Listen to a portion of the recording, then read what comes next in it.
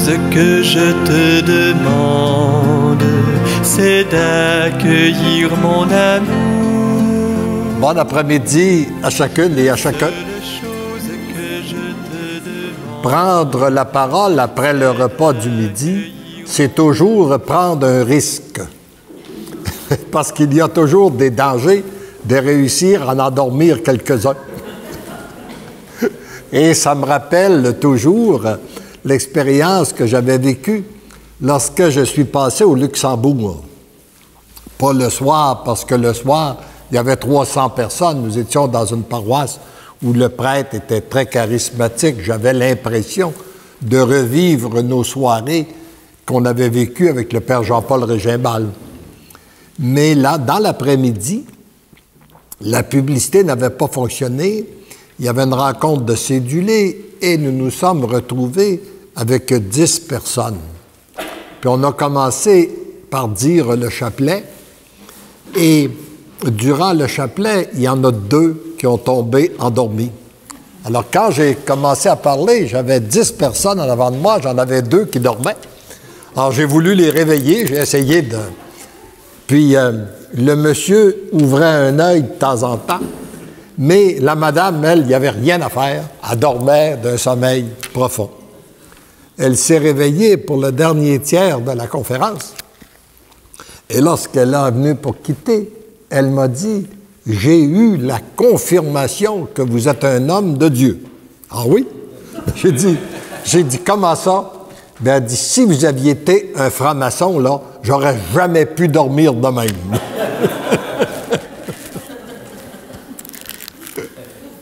mais le plus beau de cette histoire, c'est que 3 ans plus tard, je suis en Belgique et après la rencontre, il y a des gens qui viennent pour faire signer des volumes. Il m'arrive un monsieur qui vient faire signer son volume et il me dit, « Moi, depuis 3 ans que je vous connais, je communie pour vous et votre mission tous les jours. » Oh oui, c'était la première fois que je me faisais dire ça. Ça m'a fait chaud au cœur.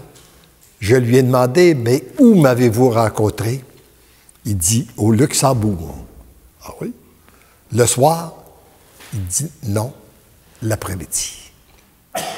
Alors pour moi, c'est une confirmation qu'avec le Seigneur, on n'a pas à juger nous-mêmes ce qui a réellement de la valeur ou pas. Et parfois, une rencontre peut nous paraître manquée, alors que lui, il est capable d'en tirer des grandes choses. C'est un peu ce qu'il fait d'ailleurs avec notre vie. Parfois, on a l'impression que notre vie est manquée. Quand on la remet entre ses mains, il en tire des grandes choses. C'est la même chose qu'il va faire avec nos enfants. Si on croit qu'on a manqué notre coup, qu'on a fait une erreur, on lui donne, puis lui, il en fait des belles choses avec. Depuis que nous sommes ensemble, nous avons vu l'attitude qu'on devait avoir, qu'on devait renoncer à nos désirs, à nos attentes, pour se laisser accueillir, se laisser aimer par Dieu. Nous avons vu aussi que nous étions des choisis de Jésus à l'aurore de la plus belle des histoires du monde, qu'il nous choisissait pour que nous préparer cette nouvelle civilisation de l'amour qui est bel et bien en marche.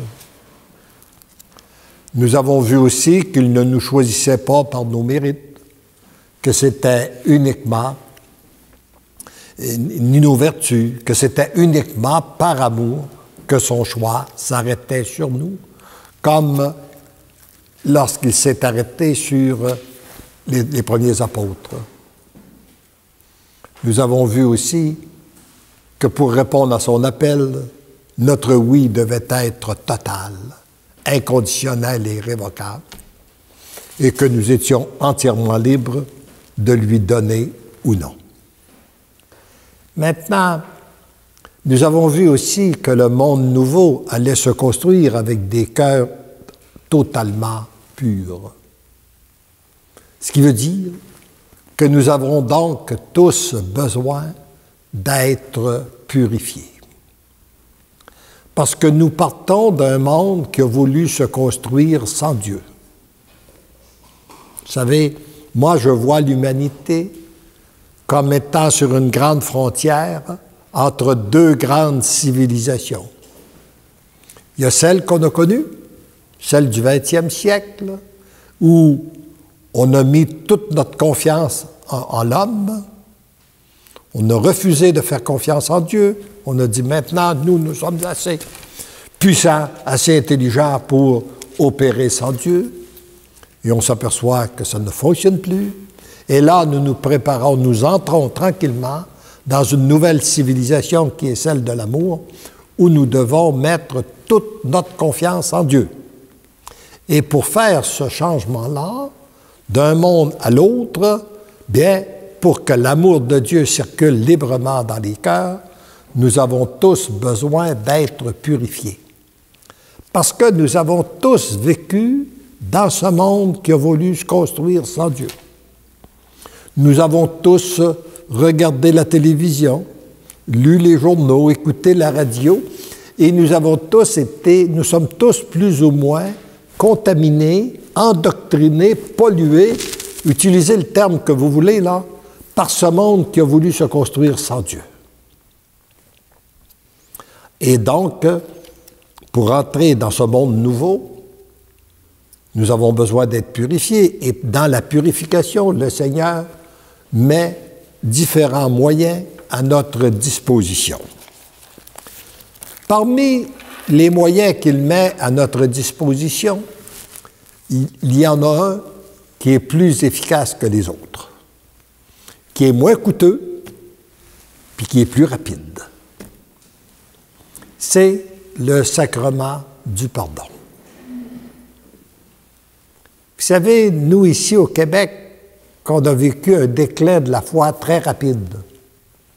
Le déclin de la foi que la France a vécu sur une période de 2 siècles, nous l'avons vécu sur une période d'1 demi-siècle pour arriver à peu près au même résultat qu'eux.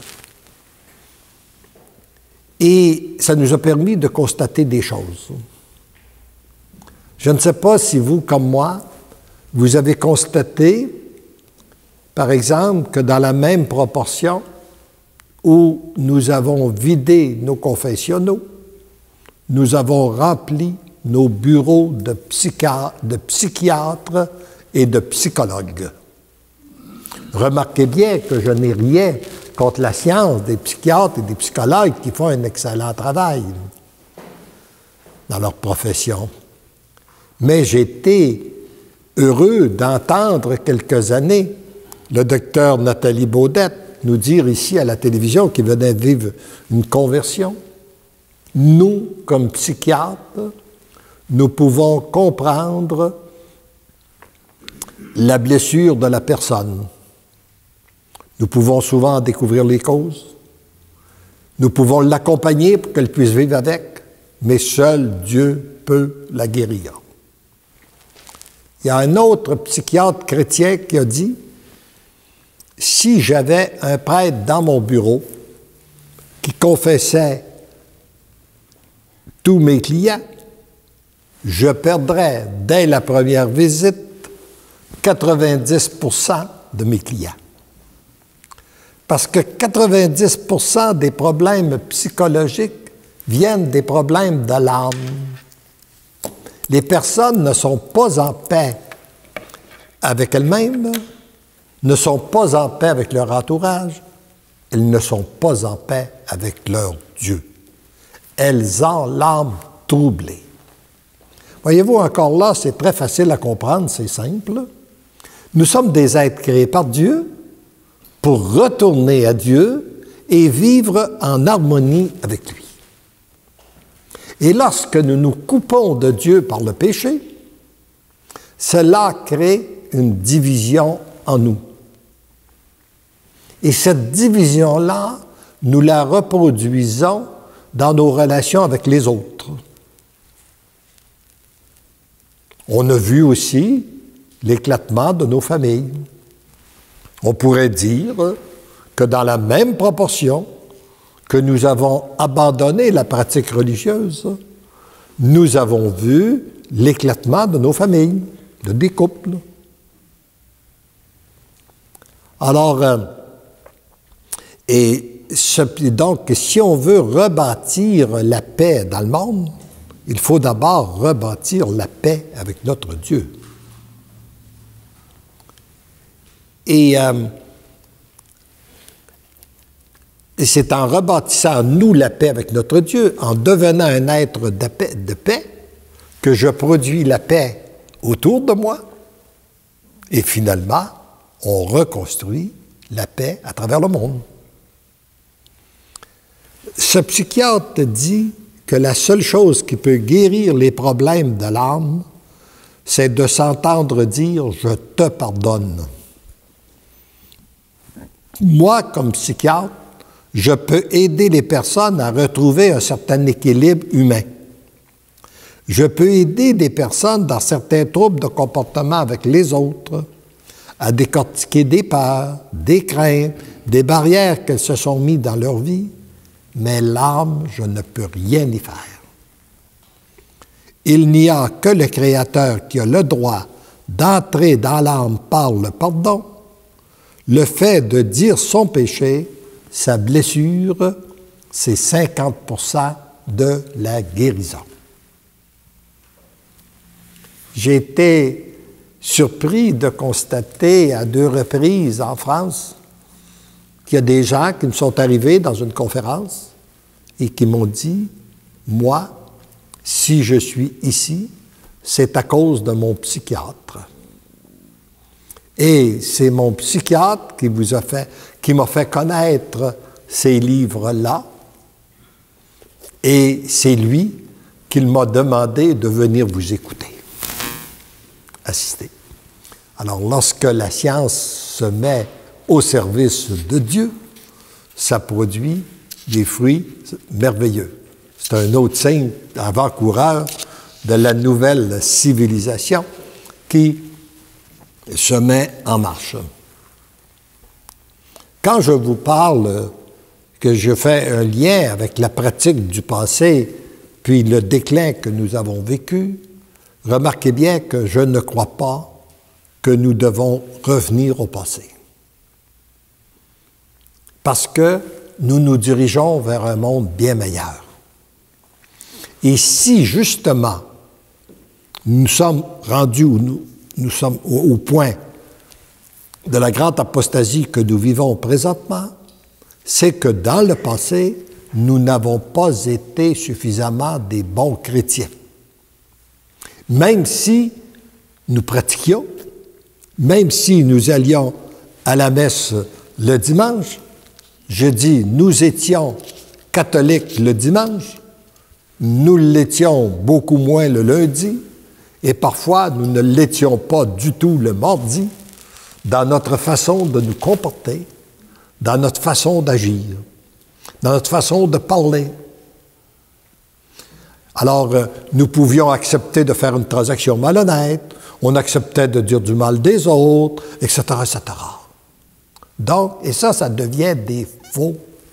Nous avons été jusqu'à un certain point des faux témoins. Et ces faux témoins-là ont fait que des jeunes, d'autres sont arrivés, puis qui ont dit, ben moi, j'en veux pas de ce type de religion-là.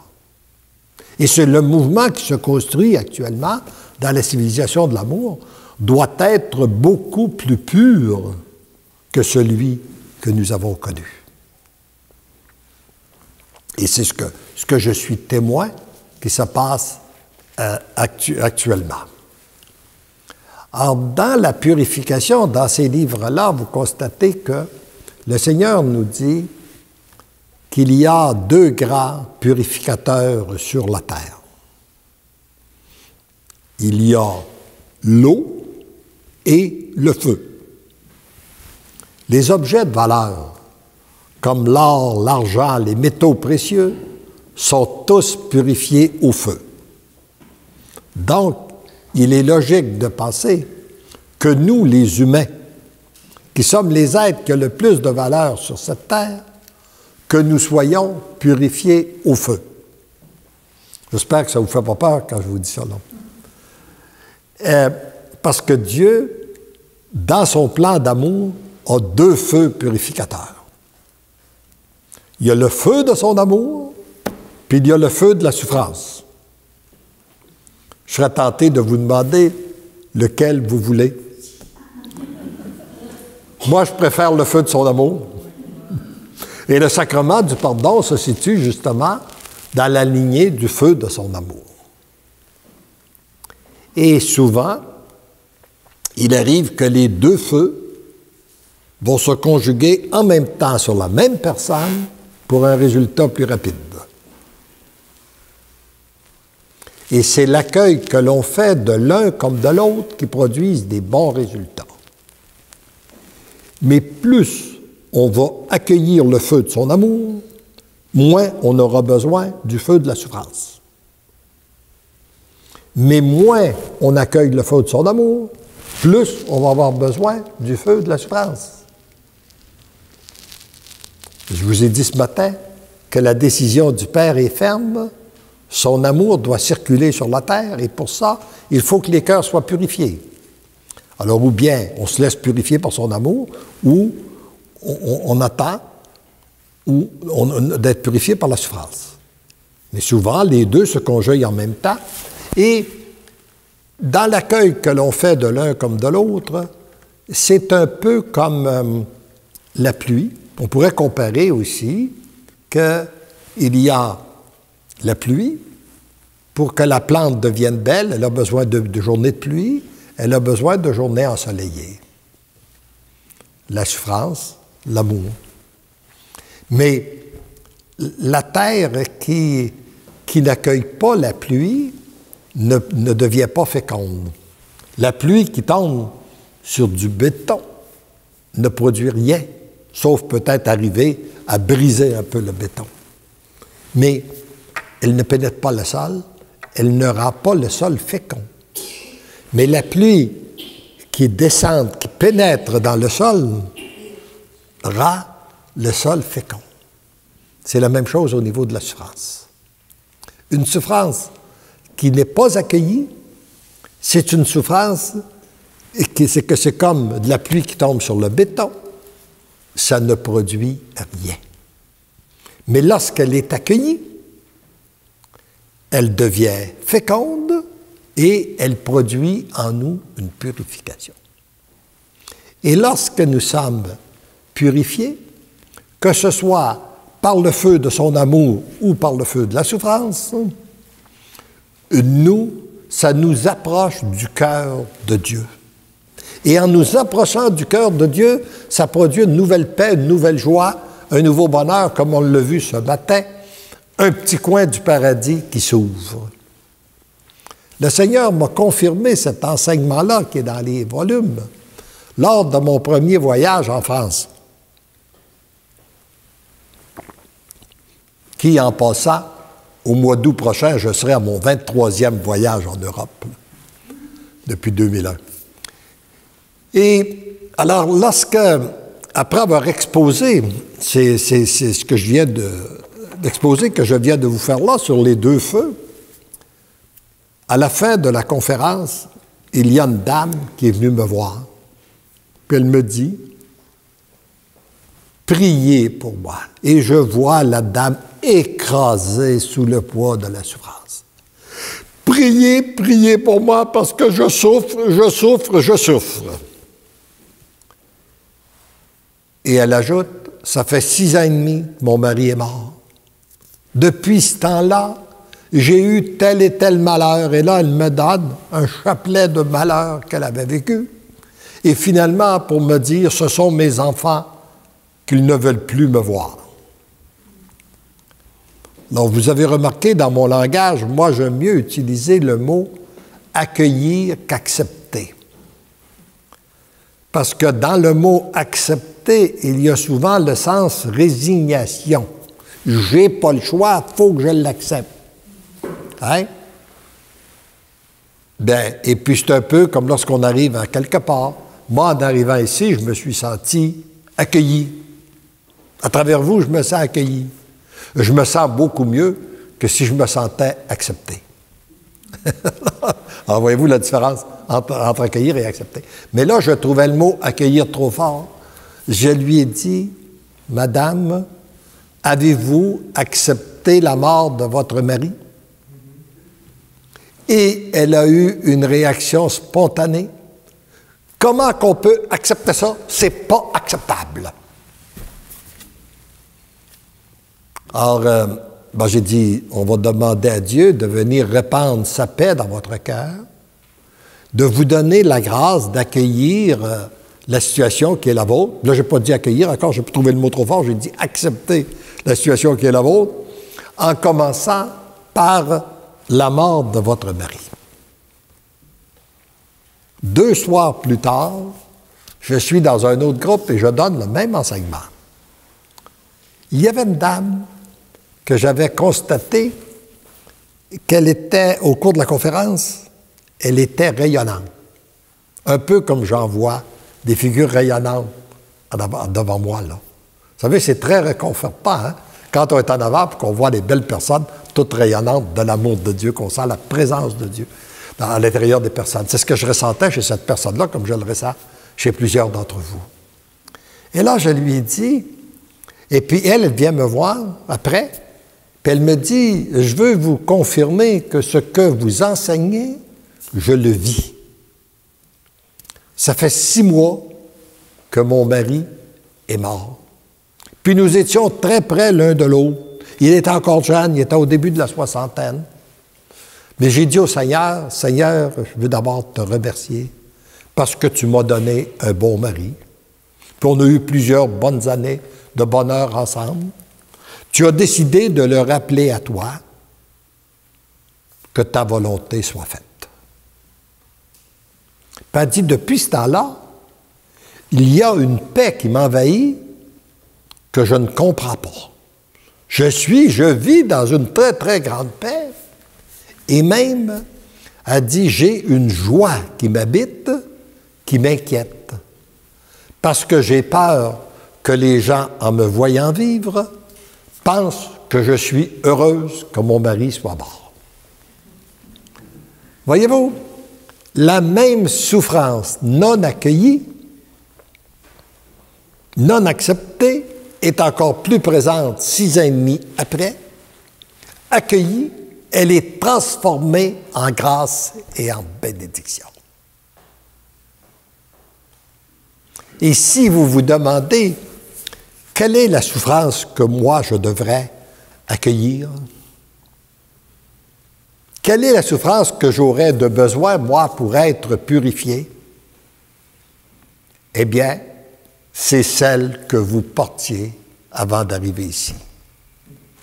Ou c'est celle qui vous habite encore à ce moment. Si vous avez oublié de la laisser au vestiaire, cette souffrance-là, c'est celle-là que vous devez accueillir. Et sur l'acceptation de l'accueil de la souffrance, je vais vous dire aussi, parce qu'il m'arrive parfois des gens qui disent, oui, mais moi, j'ai beau donner ma souffrance au Seigneur, il ne la prend pas. Et à ce moment-là, moi, j'interroge, est-ce que tu l'as accepté? Est-ce que tu l'as accueilli, cette souffrance-là? On ne peut pas donner ce qu'on n'a pas. Et pour être capable de la donner au Seigneur, il faut d'abord l'avoir accueilli. Ce que je vous enseigne là, c'est du vécu.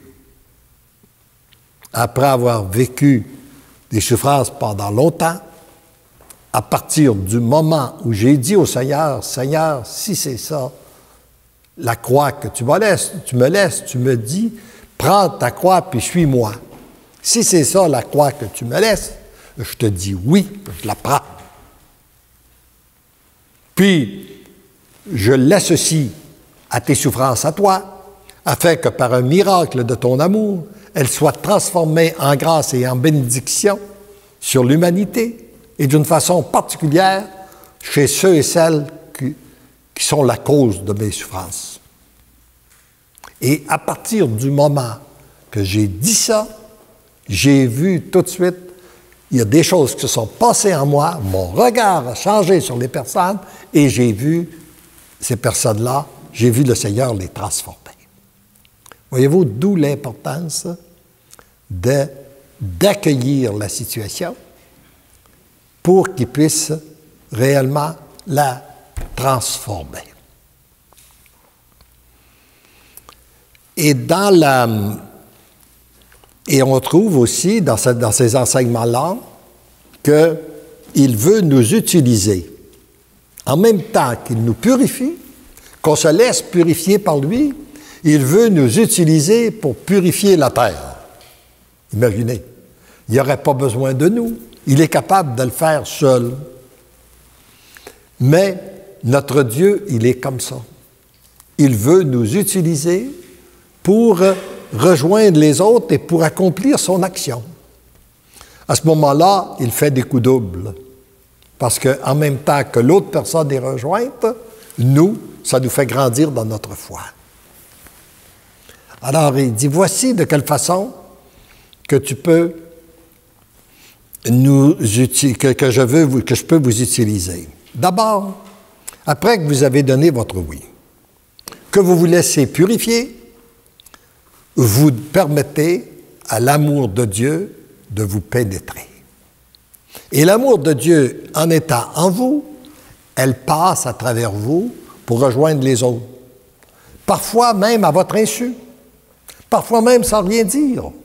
Juste par un regard. Comme disait quelqu'un dans son témoignage, par le regard, je vois Dieu. Hein? Simplement par un regard, la personne se sentant aimée, se sentant accueillie. Alors, et l'amour de Dieu qui passe à travers nous, ça crée un courant d'air frais sur la terre. Ça crée un courant d'amour nouveau qui passe à travers nous pour rejoindre les autres. Et qu'est-ce qui vient des autres, on fait quoi avec? Si c'est beau, si c'est bon, on l'accueille. Puis on l'offre au Père pour sa gloire. Quelqu'un qui vous dit, mesdames, vous êtes belles, dites pas non. Accueillez-le. Dites oui, je te remercie. Et offrez-la au Père. Vous êtes une créature de Dieu, comme la fleur, elle ne peut pas s'attribuer. Vous ne pouvez pas vous enorgueillir d'orgueil d'être belle. Ben non, c'est le Seigneur qui vous a fait, c'est pas vous. Alors accueillez-le pour l'offrir au Père, comme la rose qu'on lui dit qu'elle est belle. Elle n'a pas les mérites de dire, ben voici ce que je suis. Non, non, c'est le Seigneur qui l'a fait. On l'accueille, puis on l'offre au Père pour sa gloire. Si c'est mauvais, on fait quoi avec? On l'accueille, puis on l'offre au Père pour que ce soit purifié. Puis là, il m'a donné une image à quelle vitesse on devait procéder pour tout accueillir et tout présenter au Père. Il dit, souviens-toi lorsque tu allais à l'école et que vous faisiez la chaîne pour entrer le bois à l'automne, là, dans la remise. La bûche de bois, aussitôt arrivée, aussitôt donnée, aussitôt arrivée, aussitôt donnée. Il dit, c'est à cette vitesse-là que je veux que tu accueilles tout et que tu donnes tout au Père. Et qu'est-ce qui serait arrivé à un enfant qui aurait gardé les bûches de bois dans ses mains?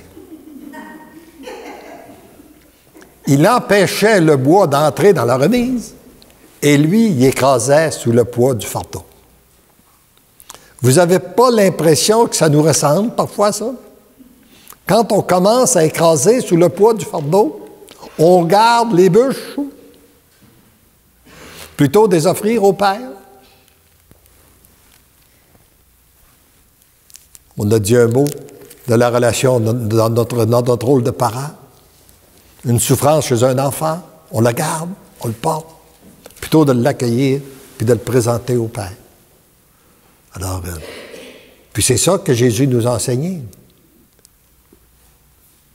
Remettez-moi vos fardeaux, vous trouverez que mon joug est léger. Alors, on accueille, puis on lui offre.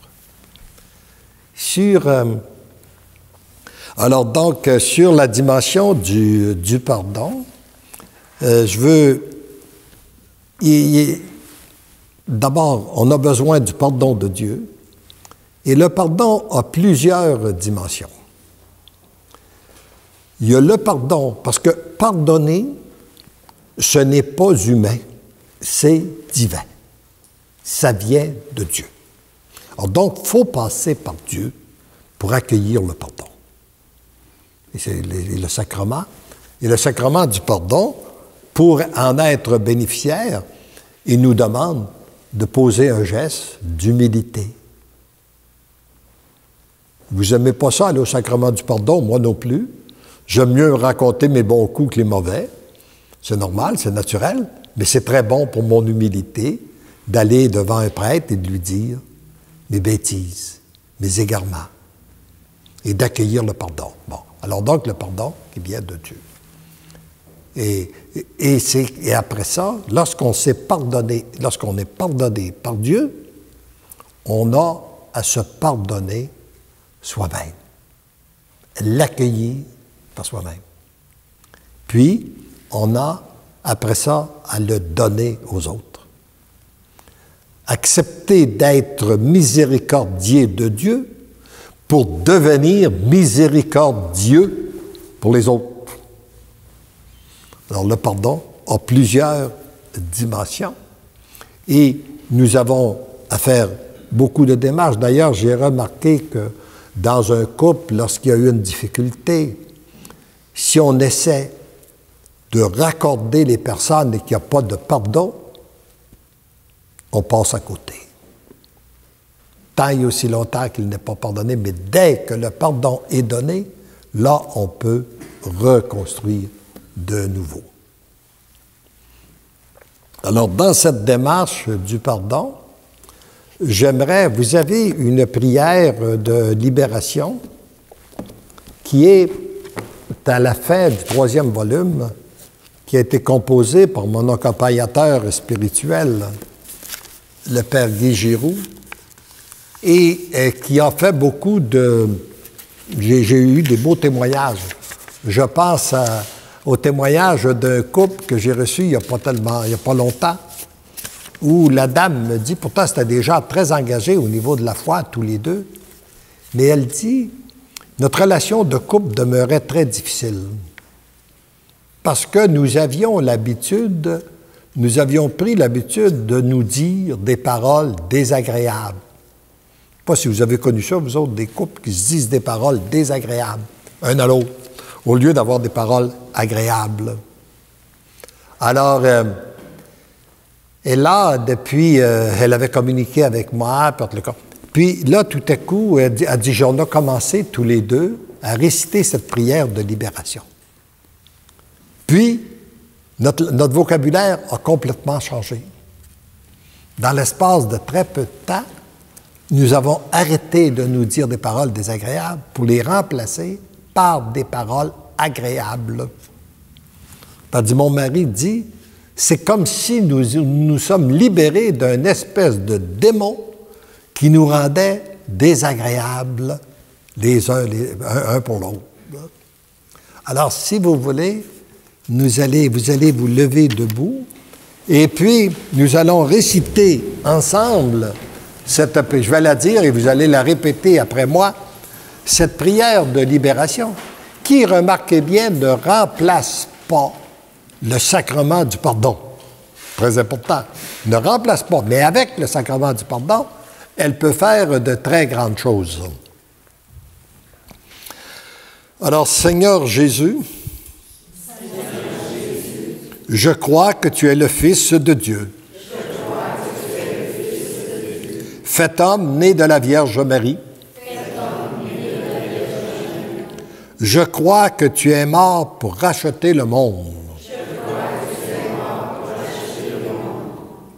Je crois que tu es ressuscité pour me donner la vraie vie.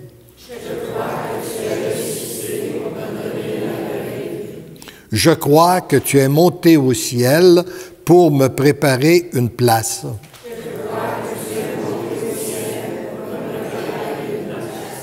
dans ton royaume d'amour. Je reconnais que tu es le Dieu de bonté, de tendresse, de miséricorde et de pardon. Je te demande pardon pour tous mes péchés. Je les regrette de tout mon cœur. Je sais que tu m'attends les bras ouverts pour m'accueillir dans ta miséricorde. Père Saint, par la puissance du nom de Jésus, de son sang rédempteur, par les mérites de sa passion, de sa mort et de sa résurrection, par la puissance de ton esprit, par l'intercession de la Vierge Immaculée et de Saint Michel Archange, et couvert du grand manteau de la Sainte Famille, Jésus, Marie, Joseph, je te demande de me libérer de tout ce qui n'est pas de toi.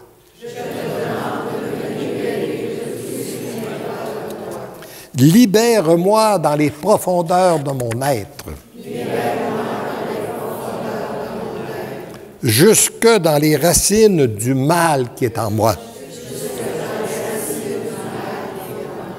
Libère mon inconscient. Libère mon subconscient. Ma conscience de tout ce qui a pu blesser ton amour. Volontairement ou non. Libère mon esprit de tout retour égoïste, de repliement, d'orgueil, de suffisance,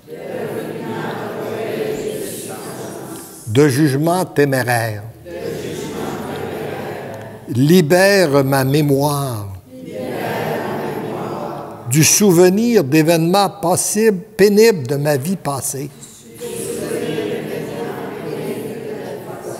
qui jette le trouble dans mon âme, de tout ce qui n'est pas de toi, Père Saint. Je le dépose au pied de la croix glorieuse du Christ, afin que tout soit pulvérisé par son sang précieux et précipité au fond des abîmes et qu'il ne puisse pas revenir. À la place, Seigneur mon Dieu, je te demande de me remplir de ton Esprit Saint. Ton esprit de lumière, ton esprit de vérité, ton esprit d'humilité, ton esprit de force, ton esprit de piété, ton esprit de douceur, ton esprit de pureté, afin que, voyant ta volonté, j'ai le courage de l'accomplir. Enfin, Seigneur, je te demande de bénir toutes les personnes qui m'ont blessé. Par des paroles, des gestes ou des actes. Comble-les de tes bienfaits et de ton esprit. Père Saint, je te remercie pour cette libération que tu m'accordes en ce moment, car je suis sûr que tu exauces ma prière Je crois en ton amour. Amen. Alléluia. Maintenant, vous avez, si vous voulez demeurer debout, je vais vous en faire une autre, beaucoup plus courte, qui a fait aussi des merveilles pour le pardon que nous avons accordé aux autres. Alors, si vous avez des personnes à qui vous avez des pensées qui remontent dans votre cœur où vous n'auriez pas donné totalement le pardon, ça bloque votre amour. Ça vous empêche d'être heureux. Ça empoisonne votre vie. En ton nom, Seigneur Jésus, par la puissance de ton esprit, je pardonne à. Et dans votre cœur, nommez la ou les personnes que vous croyez ne pas avoir pardonné. Tout le mal qu'il ou elle m'a fait, consciemment ou non. En ton nom, Seigneur Jésus, par la puissance de ton esprit, je la libère de toute dette envers moi, sans condition aucune et pour toujours. Et pour toujours. Je te prie, Seigneur Jésus, de le ou de la combler de ton amour et de tes bénédictions. Amen.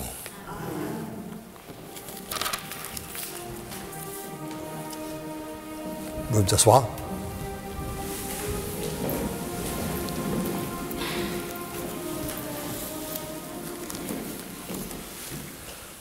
Alors,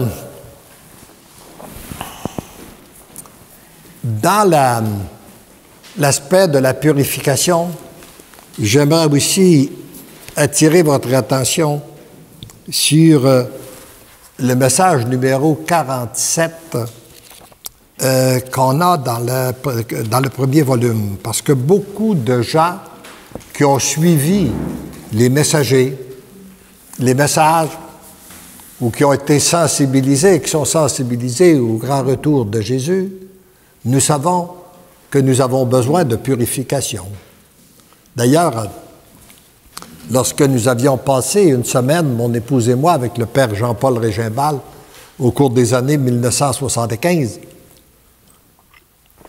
un enseignement sur la parousie, j'avais découvert que le grand retour de Jésus était très près de nous, et qu'avant le retour de Jésus, la terre avait besoin d'être purifiée, et avant la purification, d'après l'Apocalypse, avant la purification, il y a la grande période d'apostasie.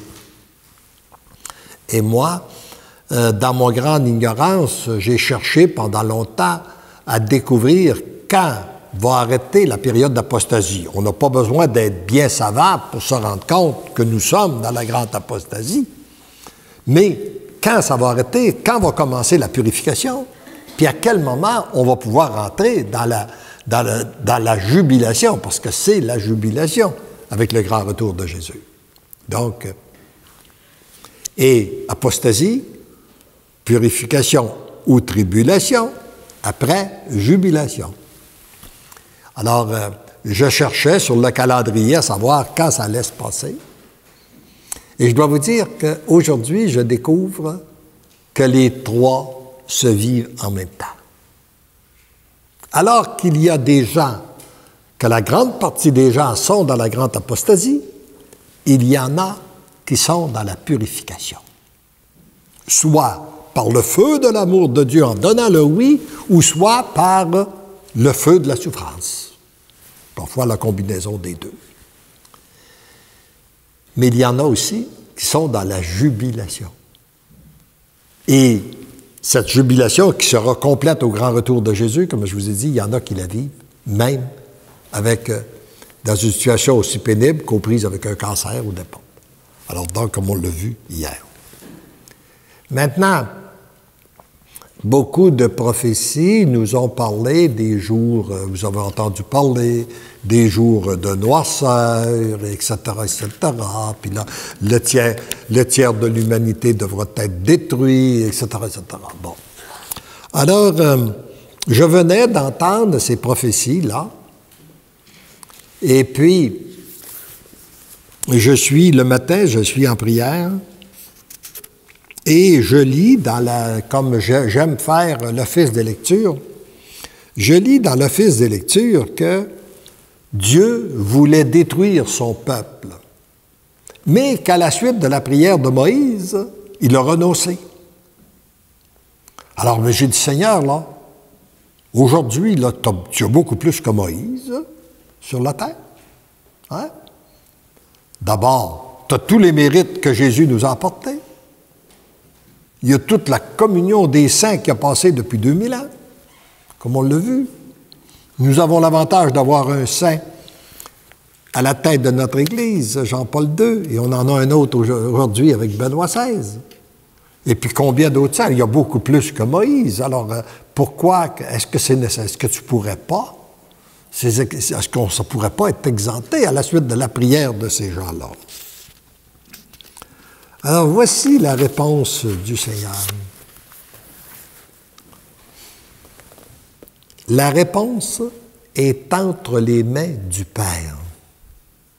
Lui seul a le pouvoir de décider si les grandes tribulations annoncées pour purifier cette terre, peuvent être réduites ou exemptées. Cependant, voyez-vous, nous savons que nous avons un Père d'amour. La réponse est entre les mains. Pourquoi qu'on s'inquiète? Qu'est-ce qu'il va faire?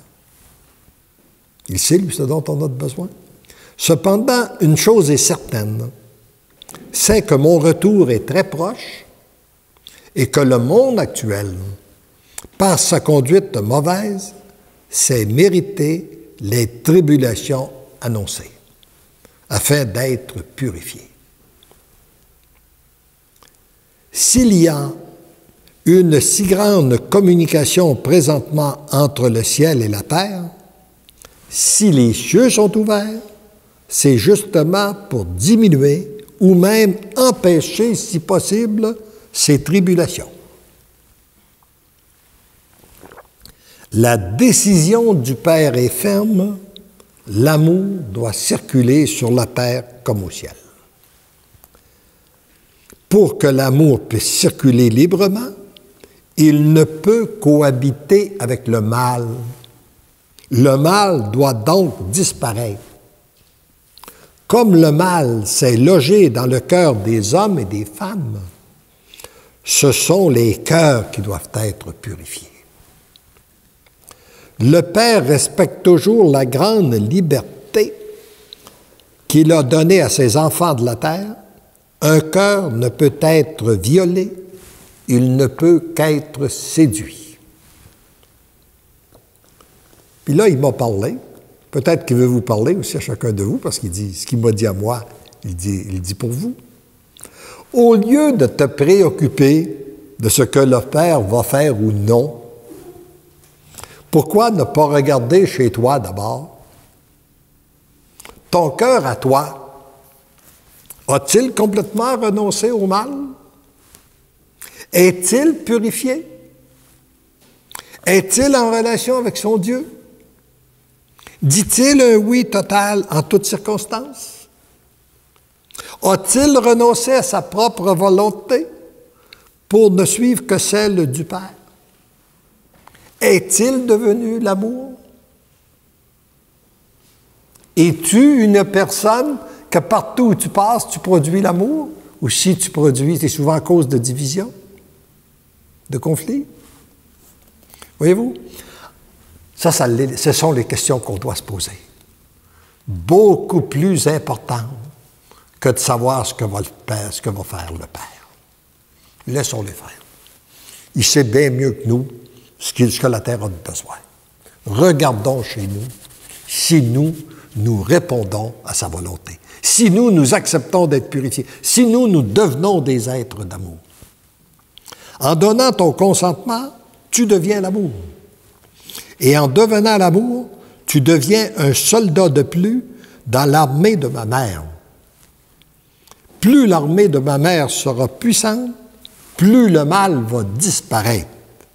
Et moins grandes seront les tribulations nécessaires à ce moment. Plus tu deviens l'amour, plus ton regard est tourné vers l'amour, plus tu es témoin de ce qu'il réalise, principalement dans les cœurs et sur tous les plans. Ainsi grandes en toi sont la joie, l'espérance et la jubilation.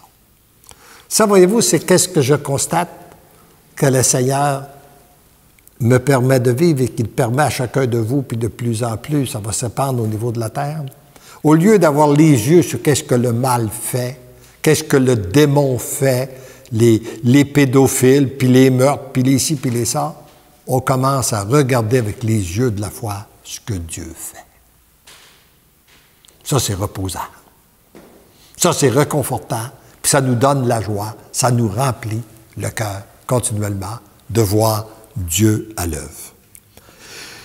Alors donc, en devenant l'amour, tu pries le Père constamment avec moi et ma Sainte Mère. Ce sont alors des multitudes de cœurs qui s'ouvrent à l'amour. On aura l'occasion d'y revenir sur le dernier enseignement, sur tout ce qui se passe dans l'invisible. Lorsque l'amour fait son œuvre, les tribulations deviennent inutiles. C'est-à-dire, elles n'existent plus. Vois-tu l'importance que tu as? Je vous la répète, parce que c'est important, qu'on puisse se pénétrer de ça. Lorsque l'amour fait son œuvre, lorsqu'on permet à l'amour de Dieu de nous envahir, de nous pénétrer, de nous transformer, et lorsqu'on permet à l'amour de Dieu de passer à travers nous pour rejoindre les autres, les tribulations deviennent inutiles. C'est-à-dire qu'elles n'existent plus. Vois-tu l'importance que tu as? Une seule chose demeure importante. C'est que l'amour t'aime et que tu deviens l'amour. Ça, d'ailleurs, ce sont les deux petits chemins qu'on retrouve, qu'on retrouve dans ces volumes. Il dit, tu veux me rencontrer, Jésus, je vais t'enseigner deux chemins où tu es sûr de me rencontrer. C'est comme deux rails sur lesquels je circule continuellement. Et c'est lorsque tu te reconnais petit et lorsque tu acceptes que je t'aime. Sur ces deux rails-là, tu es sûr de me rencontrer. On l'a vu hier. Si on se reconnaît petit jusqu'à être un fœtus dans le sein de la Vierge Marie et qu'on reconnaît que Dieu nous aime. À ce moment-là, on est sûr de pouvoir le rencontrer. Il nous en fait la promesse. Et lorsqu'on accepte d'être transformé par son amour, les tribulations deviennent inutiles. Alors pour moi, ce n'est plus important, alors que j'ai cherché pendant un nombre d'années, comme beaucoup d'autres, à savoir qu'est-ce qui allait se passer, comment ça allait arriver et tout ça, je dois vous dire qu'aujourd'hui, ça n'a plus d'importance. Ça ne m'intéresse pas de lire même les messages où on me dit « il va se passer telle affaire » et on a dit qu'il y avait telle affaire, ça allait se passer cette année, ça va se passer l'année prochaine. Non, ça ne m'intéresse pas. Moi, une seule chose qui m'intéresse, c'est que les cœurs soient transformés. C'est que mon cœur soit transformé. Que je lui laisse la liberté d'agir, et puis, quand ça arrivera, à quel moment, tout ça. D'ailleurs, le rôle de prophète, quand je suis allé donner une conférence, parce que vous avez entendu aussi, j'ai remarqué qu'on a eu des très, très bons prophètes qui nous ont prophétisé des choses qui devaient se passer et que le temps s'est écoulé et ça ne s'est pas passé, ça ne s'est pas réalisé. Bon. Est-ce qu'on peut dire qu'une prophétie, elle est valable jusqu'au jour où elle est donnée. Rappelons-nous la prophétie de Jonas, qui devait détruire la ville de Nénive, puis parce que les gens se sont convertis, Dieu ne l'a pas détruit. Pauvre Jonas, il était bien déçu. Il était monté sur la montagne, alors qu'il n'aurait pas voulu l'annoncer. Il est obligé de l'annoncer, puis là, il est sur la montagne, qui attend qu'elle se détruise, puis elle ne le détruit pas.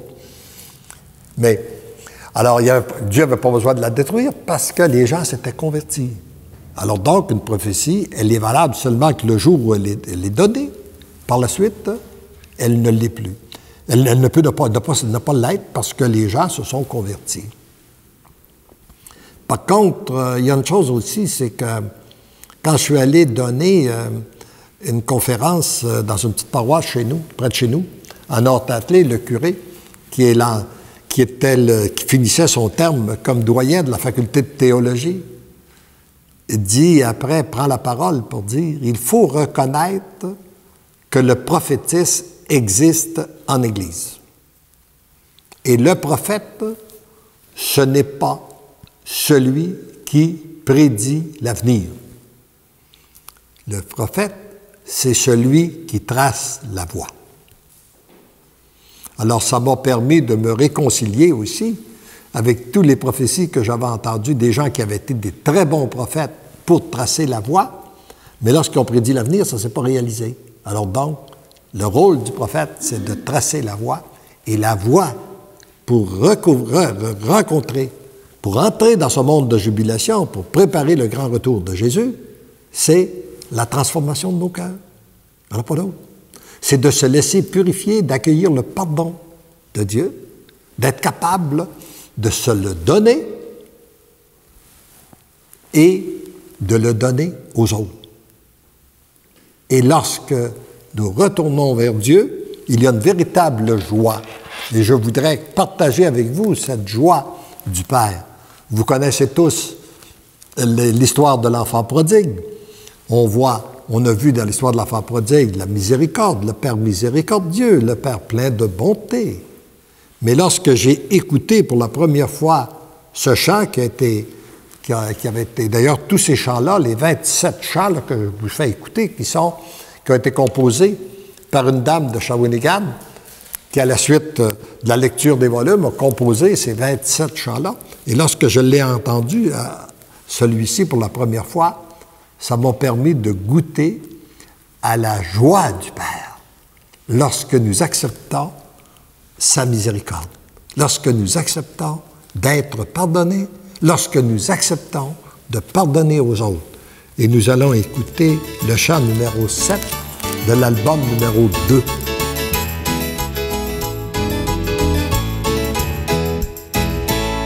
Mon fils était perdu, le voilà revenu, que l'on fête aujourd'hui son retour à la vie. Fêtons ce jour béni et que dans la vie, mon fils est retrouvé, accueilli de baisers. Depuis combien d'années, à chaque matinée, mon cœur aimant de père se languissait de toi. J'espérais tous les jours te prendre dans mes bras et verser sur ton front le baume du pardon. Mon fils était perdu, le voilà revenu, que l'on fête aujourd'hui son retour à la vie. Fêtons ce jour béni et que dans la vie, mon fils est retrouvé, accueilli de baisers. Approche-toi de moi, je te revêtirai de la robe des rois et de la bague au doigt. Si tu savais l'amour dont tu es couronné et toute la tendresse qui se répand sur toi. Mon fils était perdu, le voilà revenu, que l'on fête aujourd'hui son retour à la vie. Fêtons ce jour béni et que dans la vie, mon fils est retrouvé, accueilli de baisers. Entrons dans ma maison, royaume de bonheur, tu seras comblé du pain des invités. Dans le puits de mon cœur déborde les douceurs.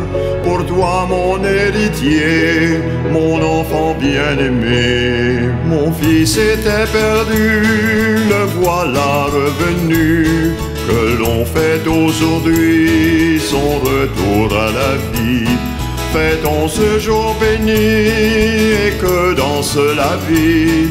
Mon fils est retrouvé, accueilli de baisers.